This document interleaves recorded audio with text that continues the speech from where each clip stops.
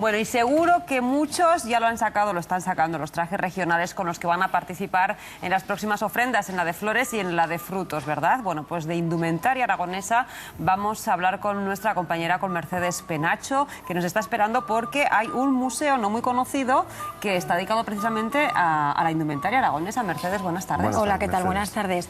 Yo es que creo que es uno de los museos más desconocidos de Zaragoza, porque, bueno, ocurrió una cosa y es que estuvo cerrado durante 7 años. Estamos hablando del Museo de Etnología, la sección de Etnología del Museo Provincial de Zaragoza, que está en el Parque José Antonio Labordeta, que además, bueno, pues le da la paradoja de que ahora que estamos todos locos con el running, yo también, cuantísimas personas pasarán por delante de esos edificios sin saber qué son, porque, bueno, son 2 edificios que se llaman la Casa de Albarracín y la Casa Pirenaica, que están muy cerca del Paseo de los Plátanos, en el Parque José Antonio Labordeta, en Zaragoza, y es un museo muy interesante, muy didáctico, muy fácil de ver, y aunque no es muy grande, yo creo que es un museo que no nos tendríamos que perder, porque tiene el valor de que, por una parte, recoge las principales singularidades de los distintos trajes regionales de Aragón, y por otra parte porque recrea cómo era una casa ansotana de época. Entonces, a ver si ahora podemos ir poco a poco viendo las imágenes. En una primera planta, que es esta, bueno, pues aparecen diferentes tipologías de indumentaria. En concreto, este es un grupo de trajes de ceremonia de Ansó, que tengo que decir que cuando uno se pone a leer y a mirar cuánto dan de sí Ansó y los ansotanos. Esto en concreto que estamos viendo es un trajecito de niña de comunión, y este traje que se ve aquí, que es un traje de fiesta de mujer, tiene una intrahistoria preciosa que la voy a contar rápidamente, porque un día, allá por el año 2000, llegó al Museo de Zaragoza una caja donde estaba metido este traje y la enviaban desde Argentina. Y es que una ansotana de finales del siglo XIX que emigró a Argentina, dentro de toda esa corriente migratoria que hubo de, bueno, pues de aragoneses, de gente de la montaña que se fue para allá, emigró a Rosario, allí se casó, tuvo 10 hijas, perdió a 6, y de sus descendientes, una de las nietas quiso conservar este traje y lo mandó al museo, y bueno, desde hace unos años se puede ver. Entonces, aparte del propio valor que tiene el traje, la historia que hay detrás. La historia que hay detrás, y luego esa sensibilidad que tuvo esa descendiente de querer conservarlo y tener ese gesto hacia la tierra de sus antepasados. Entonces, bueno, pues como digo, esta es la primera planta donde se hace un pequeño recorrido por la indumentaria. Hay un grupo de ansotanos, pero bueno, también podemos ver trajes de novios de Zaragoza del siglo XIX. Todos los fondos, estamos hablando siempre fondos entre el siglo XIX hasta primera mitad del siglo XX. Son piezas muy singulares, hay piezas de alcañiz, de romeros de Santa Orosia, hay joyas muy singulares. Eso, digamos que todo en la primera planta. Ya la segunda y la tercera planta del museo también son muy interesantes porque, como digo, recrean la atmósfera de una casa de Ansó de la época. Hay que dar un dato que muy poca gente conoce, y es que el núcleo originario de este museo de etnología data del año 1924, y por lo tanto lo colocan en el museo de etnología más antiguo de España, o de los más antiguos.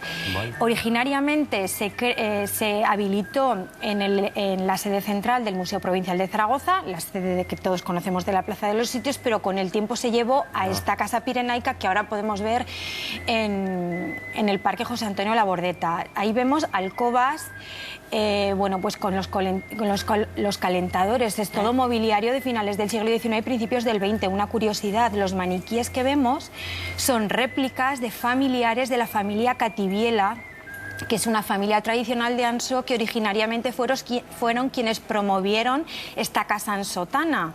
En los años 20 esta familia legó parte de ese mobiliario, de las vestimentas, y entonces, bueno, pues recrearon los rostros de sus familiares y de sus conocidos. Esto como curiosidad lo digo. Pero es que es un museo en el que hay que detenerse. Lo que estamos viendo son tablillas funerarias, elementos que realmente te dan idea de cómo se vivía, de cómo se vivían las tradiciones, la religiosidad de la época. En toda la parte del hogar, de la cocina, hay una cantidad de elementos trébedes, una cadiera donde hay un abuelo que descansa, la abuela está echando leña al hogar, hay una cantidad de chocolateras, platos, bueno, arcones de época. Realmente es que es muy interesante. Algunos son elementos originarios y otros son réplicas que se han mantenido pues, para conservar los originales. Esto ya es la tercera planta. Esto que veíamos ahora era una curiosidad, que era bueno, que se ve cómo ha ido evolucionando también la ropa interior de la mujer. Ah, mira. Sí, entonces, bueno... ¿A dónde hemos llegado? Hasta dónde hemos llegado, porque realmente se ve como originariamente no llevaban nada debajo, entonces todo al aire, lo más rápido, remangarse, se lo subían y se lo bajaban, y luego se ve cómo va evolucionando hasta lo que eran, digamos, el antecedente de los bodys de ahora, ¿no? Como con unos botoncitos. Pues eso con detenimiento se ve aquí. ¿Lo veis? Esto es una curiosidad, pero en esta tercera planta quizá lo más interesante es, bueno, aparte de ver esta evolución de las modas y cómo también cada traje regional ha ido evolucionando en función del medio físico y de la orografía y de las modas. Sobre todo, lo más interesante creo que es todo el proceso tradicional que se hacía antaño para generar desde la creación del hilo hasta cómo se llegaba a la confección de la prenda, es decir, todo el trabajo, todo el proceso tan laborioso que era trabajar las semillas del lino y del cáñamo, extraer las fibras. ¿Ves? Aquí podemos ver todos los utensilios que se utilizaban en todos esos pasos, y si alguien no sabe de dónde viene la expresión tengo la cabeza como una devanadera o devanarse los sesos, ¿no? Sí. Pues aquí se verá porque hay una devanadera, entre otros muchos utensilios, y todo el proceso que termina en un telar de principios del siglo XX que por cierto es originario de Orés, de las 5 villas. Entonces, pues si alguien no lo conocía, que se sepa que está este museo para estudiar con rigor la indumentaria tradicional. Es un museo que se ve muy fácil con los niños y bueno, que está abierto sábados, domingos y festivos y los martes. Yo creo que es un museo típicamente de domingo por la mañana. Sábado, domingo y los martes. Sábados, domingos y festivos y los martes. Muy bien. Bueno, también hay cuadros, creo, ¿verdad? También hay cuadros que también los quería recordar porque estos cuadros no están aquí en la sección de etnología, sino que están en la sede principal del Museo Provincial, en la Plaza de los Sitios. Y porque creo que en esta efervescencia de folclore que vivimos no hay que olvidarnos de esa representación pictórica que ha habido a lo largo de los siglos, que por una parte han servido como fuente documental y porque son cuadros muy nuestros. Estamos hablando de que hay una corriente historicista entre el siglo XIX y el siglo XX donde encontramos nombres como Francisco Pradilla, Juan José Gárate, que hay una corriente historicista y de la mano se desarrolla una corriente costumbrista. Este cuadro, por ejemplo, Recogiendo pimientos, es decir, son cuadros que reflejan las tradiciones, los oficios de la época y bueno, y que creo que está bien recordar que están allí porque, bueno, este cuadro es maravilloso. Me detengo. Es precioso, ¿verdad? Es precioso, pero este también tiene una historia, una intrahistoria muy bonita. Esta historia nos ha llegado a través de la tradición oral, de los descendientes de los modelos del propio cuadro.